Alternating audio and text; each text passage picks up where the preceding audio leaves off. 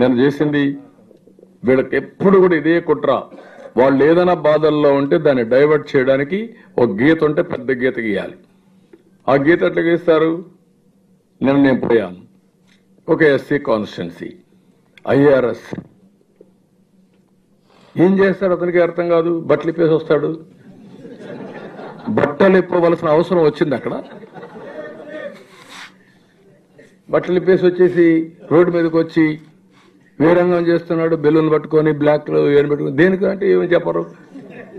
పోలీసులు బ్రహ్మాండంగా ఆదరిస్తున్నారు అతన్ని. పక్కన కూర్చొని కుట్ర. అందరూ కలిసి ఏంటి, నాకు ఎన్ఎస్జీ ఉంది, ఎన్ఎస్జీ ఏమవుతుంది, నా మీద రాళ్ళు వేస్తే వాళ్ళ డ్యూటీ నన్ను కాపాడాల. నా మీద రాయేశారు.